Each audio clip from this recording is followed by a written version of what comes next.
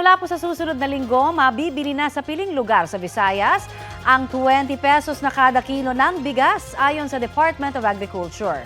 Sabi naman ng ilang taga Metro Manila, sana raw meron din yan dito sa lugar natin. Balitang hatid ni James Agustin. Araw-araw dumaraan sa bilihan ng bigas ang security guard na si Glad bago pumasok sa trabaho. 42 pesos per kilong bigas ang binibili niya. Malaki na raw natapya sa presyo niya nito mga nagdaang buwan mula sa dating 52 pesos per kilo.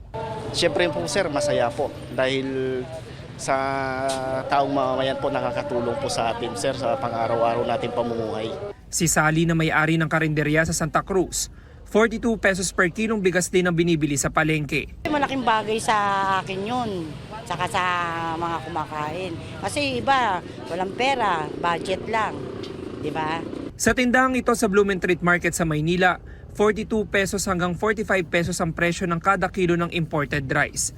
Pasok sa itinakdang maximum suggested retail price o MSRP ng gobyerno. Sa local rice naman may mabibiling 36 pesos per kilo hanggang mahigit 50 pesos depende sa klase. Ang gobyerno ilulunsad na ang programang 20 pesos per kilo na bigas sa susunod na linggo, pero sa ilang piling lokal na pamahalaan pa lang sa Visayas. Ayon sa Department of Agriculture, kalaunan target din itong maipatupad sa buong bansa. Magkakaroon daw ng subsidiya ang gobyerno para maabot ang ganyang presyo. Sabi ng mga mamimili, sana ngay makarating ito sa mga pamilihan sa Metro Manila. Katulad ko sir na nagtitipid po ng budget, nakakatulong po yan sir para sa amin po sir. Pero bibili po ba kayo kung sakali mo yung 20 pesos na bigas? Depende po sir, Sa quality? saka po. Pabor sa akin yun.